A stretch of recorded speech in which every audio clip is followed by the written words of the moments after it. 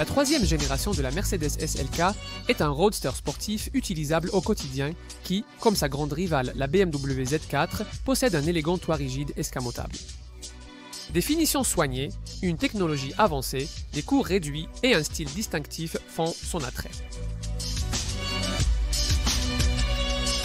Il est temps de réévaluer la Mercedes SLK. Récapitulatif K. Dans le langage des modèles Mercedes, cela signifie effectivement léger. Essentiellement, ils disent une version plus petite, plus compacte, mais tout aussi désirable de la même chose. Et en effet, le concept SLK a toujours été basé sur l'idée d'offrir une version plus accessible, plus abordable du cabriolet de luxe Sportleicht de la marque au marché plus large des voitures de sport. Lors de son lancement, dans sa première génération en 1996, la SLK a fait exactement cela avec sa propre innovation. Un toit rigide, escamotable, électrique, vario, qui a rapidement été copié dans toute l'industrie. Classée comme une voiture de sport, elle ne se conduisait pas comme telle. Au lieu de cela, les gens l'achetaient parce qu'ils aimaient le logo et le toit ingénieux, ce qui allait très bien jusqu'à ce que d'autres marques, haut de gamme, finissent par proposer à peu près la même chose avec une expérience de conduite plus engageante. Forcée de hausser son niveau, la deuxième génération de la SLK, en 2004, a marqué un grand pas en avant sur le plan dynamique. Une tendance que la marque allemande affirme avoir poursuivie avec cette troisième génération, lancée à la mi-2011. Cette voiture a une tâche assez difficile à accomplir, changer toute une démographie d'acheteurs. Vous voyez, les SLK ont traditionnellement été achetées par des femmes plus âgées, soucieuses du style, mais peu exigeantes, qui voulaient et pouvaient se permettre quelque chose d'un peu plus chic qu'une version cabriolet à toit rigide, escamotable d'une berline familiale comme une Peugeot 308 ou une Renault Mégane. Conserver ses clientes tout en séduisant simultanément le marché majoritairement masculin, qui opterait habituellement pour une rivale à la tenue de route plus affûtée, comme la BMW Z4, l'Audi TT Roadster ou la Porsche Boxster, n'allait jamais être facile. Mais Mercedes n'est jamais une marque à reculer devant un défi. Avec cette voiture, ils visent à garder les fashionistas fidèles grâce à un habitacle opulent et plus spacieux, ainsi qu'un ingénieux toit Magic Sky Control, que les conducteurs peuvent passer du clair au foncé d'une simple pression sur un bouton alors qu'ils longent Kings Road. Les passionnés, quant à eux, bénéficient d'un style emprunté à l'emblématique Cent 90 Sportleicht des années 50 de moteurs puissants et d'un ingénieux pack dynamique en option, afin de pouvoir en tirer le meilleur parti. Il y en a donc pour tous les goûts, voyons cela. Une BMW Z4 ou une Porsche Boxster est une voiture de conducteur directe et engageante, que vous le vouliez ou non. Maintenant, étant donné sa clientèle plus large, ce SLK doit être un peu différent, et Mercedes doit répondre aux besoins de cette palette d'intérêts plus large. Je pense qu'ils ont plutôt bien réussi avec la voiture, celle que nous avons ici. Un intérieur parsemé d'éléments de style inspirés de la Sportleicht Super Aufrecht Melcher Großaspar Supercar vous met tout de suite dans l'ambiance. Et les moteurs proposés semblent avoir suffisamment de puissance pour promettre des performances assez vives. Le concept SLK, selon lequel moins c'est plus, a clairement été démontré dans la génération précédente de cette voiture. C'était un modèle avec lequel on pouvait vraiment créer un lien, non pas dans sa version Aufrecht Melcher Großaspar surpuissante, mais dans sa version d'entrée de gamme à 4 cylindres associée à une boîte manuelle. C'est donc ce que j'ai choisi ici. Enfin, pas la boîte manuelle, car Mercedes dit que presque aucun acheteur britannique n'en voulait. Donc, ils n'en voyaient pas l'intérêt, ce qui est un peu curieux étant donné qu'on parle d'un roadster sportif. Malgré tout, la boîte de vitesse à 7 rapports, Sept G-Tronic Plus convient indéniablement très bien à cette voiture, avec ses changements de rapport d'une grande douceur et ses palettes au volant. C'est tant mieux, car à moins d'opter pour cette SLK, 200 d'entrée de gamme, c'est la seule option disponible. Cette version particulière est équipée de l'un des deux moteurs essence 4 cylindres 1,8 litres à injection directe et turbocompressé proposés dans la gamme. Ce sont des blocs que nous connaissons bien grâce à la berline classe C, qui développe ici 184 chevaux pour cette SLK, 200 avec une légère augmentation à 204 chevaux si vous optez pour la SLK 250.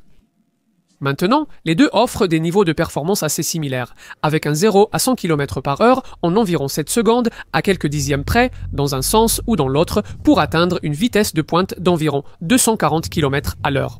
Cela dit, la différence sur la route entre ces deux variantes est plus marquée qu'il n'y paraît sur le papier, grâce au couple plus important à bas régime du modèle SLK 250 et à sa sonorité moteur plus rauque. Il faudra cependant faire une petite concession sur la sonorité du moteur si vous choisissez l'autre version 4 cylindres, la SLK 250 Common Rail Diesel. Injection diesel de 2,15 litres, mais elle compense par une sobriété impressionnante et des performances assez proches des modèles. Essence, 4 cylindres 1,8 litres. Et si vous achetez cette voiture avant tout pour son style, c'est à peu près tout ce que vous aurez besoin de savoir concernant l'expérience de conduite. Mais pour le public plus passionné que Mercedes espère attirer avec cette troisième génération, ce n'est qu'un début. Ces personnes jetteront un œil à l'option de suspension raffermie avant de potentiellement cocher la case pour quelque chose de bien meilleur, le pack dynamique de gestion du comportement. Maintenant, cela vous offre un amortissement à variation continue, capable d'ajuster la suspension en permanence pour s'adapter à la route sur laquelle vous vous trouvez et à votre humeur. Mieux encore, ce même pack inclut également un système de direction directe, une configuration bien plus précise qui remplace le léger flou du système standard, et vous bénéficiez de freins à vectorisation de couple capables d'appliquer de légères forces de freinage sur les roues arrière intérieures lors des virages serrés, ce qui vous permet d'obtenir une entrée en virage bien plus incisive. Maintenant, le résultat de toute cette ingéniosité n'est pas tout à fait suffisant pour transformer cette voiture en Porsche Boxster. Mais c'est assez pour s'en approcher étonnamment, surtout si vous optez pour ce qui est sans doute mon modèle préféré de la troisième génération, la Mercedes SLK 350 avec son moteur essence V6 de 3,5 litres.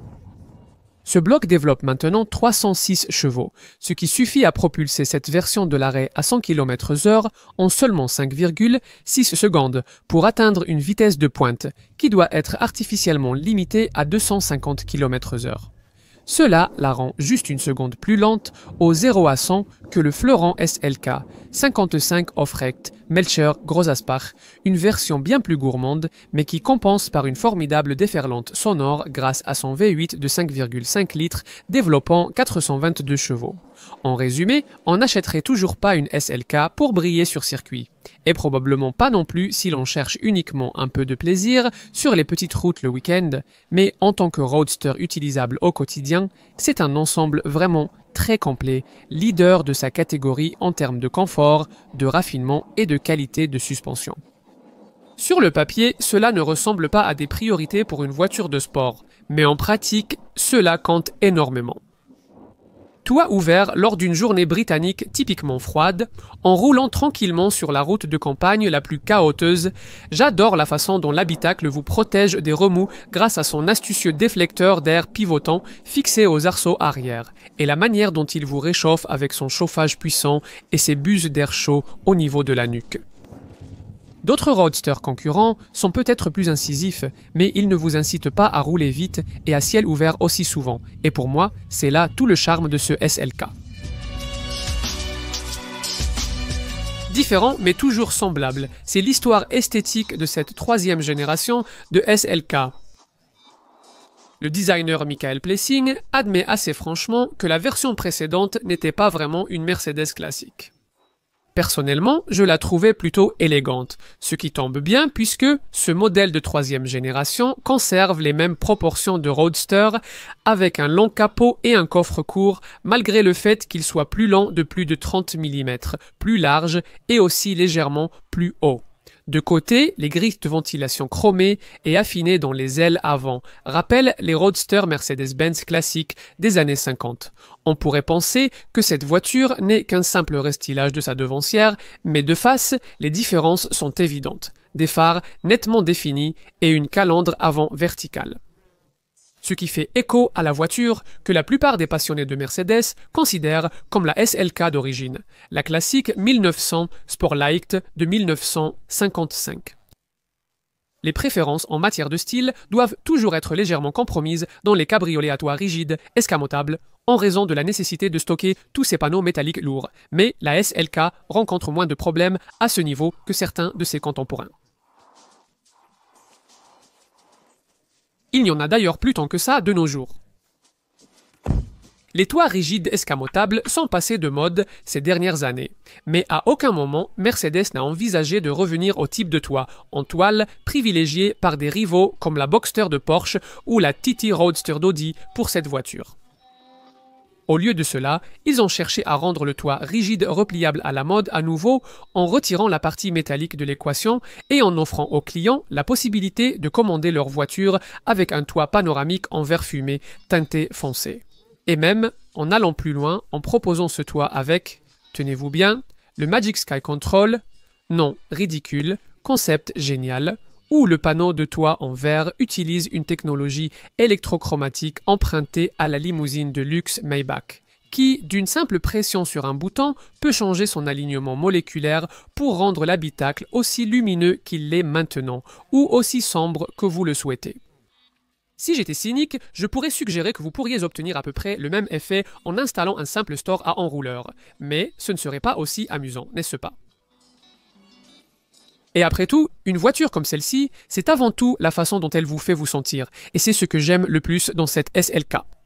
Oui, je suis agacé par le fait que vous ne puissiez pas actionner le toit électrique Vario à plus de 3 km à l'heure, mais à tous les autres égards, c'est un cabriolet brillamment conçu. Le toit s'ouvre ou se ferme électriquement en environ 20 secondes et peut même fonctionner avec la clé à distance.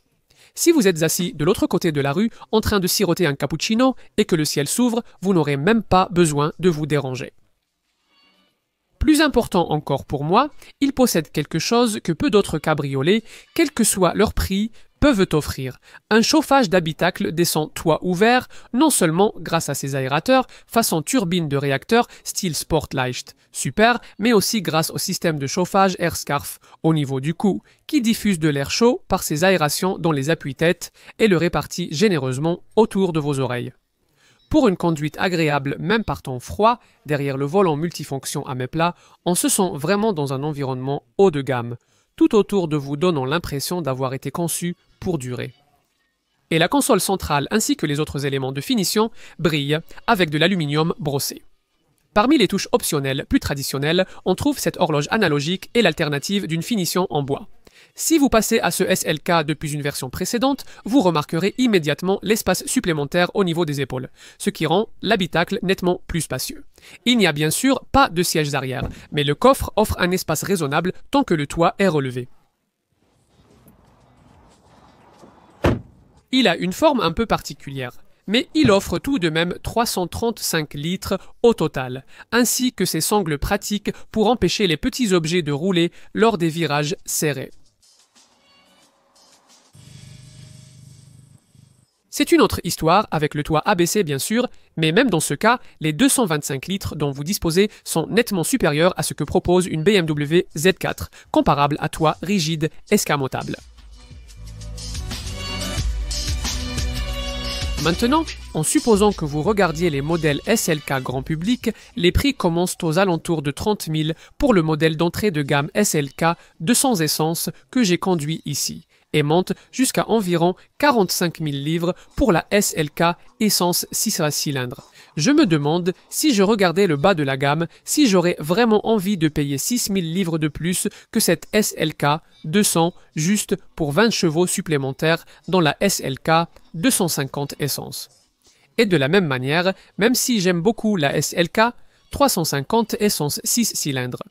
Je me demande si elle vaut vraiment près de 5000 livres de plus que sa rivale la plus directe à toit rigide escamotable, la BMW Z4 Drive 35i.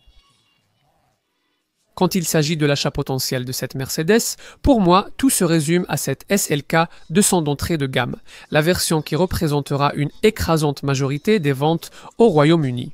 Et on comprend pourquoi.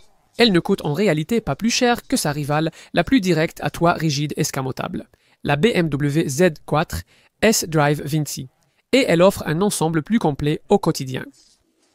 Quel que soit le modèle de SLK que vous choisissez, le moteur essence 1,8 litres que j'ai ici, qui équipe la SLK 200 ou la SLK 250, le V6 essence 3,5 litres qui équipe la SLK 350, le V8, de 5,5 litres qui équipe la SLK 55 Aufrecht Melcher Gross Aspar ou même, si vous êtes particulièrement raisonnable, le diesel 2,15 litres que vous trouvez dans une SLK 250 Common Rail Diesel Injection. Quel que soit votre choix, vous devriez trouver votre voiture correctement équipée, car toutes les versions sont désormais livrées avec des jantes alliage, la climatisation, la compatibilité Bluetooth pour votre téléphone portable, la radio numérique Digital Audio Broadcasting et le régulateur de vitesse.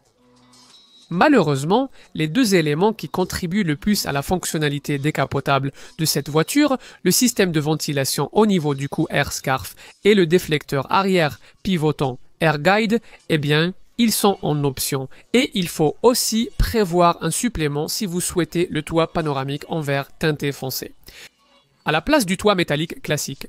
Et ce toit panoramique en verre peut être commandé avec ou sans le Magic Sky Control, qui modifie les molécules du verre pour passer de clair à foncé en appuyant simplement sur un bouton. En avançant, les gens voudront envisager la finition Aufrecht Melcher Gross Aspar Sport, qui offre un look plus agressif, une suspension abaissée et des sièges sport, offrant un meilleur maintien et une meilleure adhérence. Je dirais cependant qu'il faudrait accorder une plus grande priorité à l'acquisition du pack Dynamic Handling. Il inclut maintenant l'amortissement à variation continue. Vous profitez aussi d'une direction plus réactive. La direction et vous bénéficiez de freins à vectorisation de couple pour des entrées en virage plus précises. Et c'est un ensemble qui change vraiment le caractère de cette voiture et que vous devriez essayer avant de finaliser la configuration choisie. D'autres options intéressantes que j'ai ici incluent un système stéréo Surround à 11 haut-parleurs, un système de navigation Becker Map Pilot et un système d'éclairage intelligent avec 5 modes d'éclairage différents pour s'adapter aux conditions ambiantes et à la route sur laquelle vous vous trouvez. En matière de sécurité, cette voiture est également une référence. En plus des 6 airbags habituels et de l'assistance électronique classique pour la traction, la stabilité et le freinage, vous bénéficiez de toute une série d'autres dispositifs de sécurité intelligents de série. Laissez-moi vous donner un exemple, l'Attention Assist. Il surveille votre conduite pour détecter la somnolence et, si nécessaire, vous avertit de vous arrêter pour prendre un café réparateur. Il y a aussi le système de protection anticipée des occupants, Pre-Safe, qui est capable de détecter lorsqu'une collision est inévitable et de préparer les freins, les ceintures de sécurité et les airbags en conséquence. Et si, à Dieu ne plaise, cet accident devait impliquer un piéton, un capot actif se soulèvera pour réduire ses blessures. Il existe également des équipements de sécurité optionnels. Par exemple, le freinage Pre-Safe qui peut détecter une collision arrière imminente et appliquer automatiquement les freins pour en atténuer les conséquences. Il y a aussi le système d'assistance à la limitation de vitesse, capable de lire les panneaux de limitation de vitesse lorsque vous les dépassez sur la route et de les afficher sur le tableau de bord. Maintenant, si vous faites partie de ces passionnés de conduite résignés à penser que toutes les futures voitures de sport seront des hybrides ou des électriques mortellement ennuyeuses, alors un coup d'œil aux statistiques des coûts d'utilisation de ce SLK donne des raisons d'être optimiste. Après tout, si Mercedes peut fabriquer la version SLK 350 de cette voiture, équipée d'un moteur V6, essence de 3,5 litres, et rappelez-vous, ce modèle passe de 0 à 100 km/h en seulement 5 secondes et demie. S'ils peuvent faire en sorte que 7,1 litres au 100 km en cycle mixte et n'émettent que 167 grammes de dioxyde de carbone, 2 par kilomètre. Alors, il y a sûrement de l'espoir pour la pompe verte. Pourtant, ce genre de rendement suffit à rendre les chiffres du modèle concurrent, la BMW Z4 S-Drive 35i, franchement embarrassant. Et pourtant, tous les constructeurs munichois vantèrent la technologie Efficient Dynamics. Un vaste programme d'allègement est l'une des explications de la sobriété de cette voiture à la pompe. L'aluminium a été utilisé pour le capot et les ailes, tandis que le toit associe également ce matériau au magnésium haute technologie. S'ajoute à cela la récupération d'énergie au freinage, un alternateur débrayable et le système stop et start de série qui coupe le moteur lorsque vous n'en avez pas besoin, quand vous êtes bloqué dans les bouchons ou lorsque vous attendez au feu rouge. En conséquence, les coûts d'utilisation sont réduits jusqu'à 25% sur toute la gamme SLK, de sorte que tous les modèles arborent fièrement les badges Blue Efficiency. Y compris, évidemment, la SLK 200 d'entrée de gamme que je pilote ici. Maintenant, en version manuelle, cette voiture affiche une consommation de 41,5 miles par gallon en cycle mixte et émet 158 grammes de dioxyde de carbone par kilomètre. Mais avec la boîte automatique 7 G-Tronic Plus à cet rapport que j'ai ici, elle fait encore mieux en atteignant 43,5 miles par gallon, en cycle mixte et en émettant 151 grammes par kilomètre de dioxyde de carbone, le meilleur en termes de coût d'utilisation. C'est la SLK 250 Common Rail Diesel Injection Diesel qui atteint 56,5 miles par gallon en cycle mixte et n'émet que 132 grammes par kilomètre de dioxyde de carbone. Que faut-il savoir d'autre? Eh bien, la valeur résiduelle reste la meilleure de sa catégorie, compensant dans une certaine mesure les prix d'achat élevés, et les coûts d'entretien peuvent être maîtrisés. Si vous gardez un œil sur le moniteur d'entretien Assist Plus sur le tableau de bord, cela vous aidera à ne pas vous arrêter pour une visite d'entretien à moins que ce ne soit absolument nécessaire. En 1996, la Mercedes SLK a réinventé le concept de coupé cabriolet pour l'ère moderne. Et d'une certaine manière, c'est toujours le cas. Pour SLK, un roadster peut être confortable en ville et sur de longs trajets. Il ne doit pas coûter plus cher à l'usage qu'une berline compacte familiale. Il peut vous faire sentir en harmonie avec les éléments même lorsque le toit est fermé. Et lorsque vous pouvez rouler à ciel ouvert, même le jour le plus froid peut sembler aussi chaud que si le toit était fermé. Ce sont toutes des qualités que les concurrentes ont du mal à égaler, même si certaines peuvent être moins chères ou plus dynamiques à conduire. Voici donc une voiture d'une marque qui comprend parfaitement son public cible, une voiture qui s'est adaptée à son marché plus que jamais, une voiture avec un niveau d'efficacité moteur et de technologie qui fait paraître beaucoup de ses rivales d'une génération précédente. Si vous pensiez que le Roadster, de place, devenait un plaisir égoïste et irresponsable, Mercedes pense clairement pouvoir vous convaincre du contraire.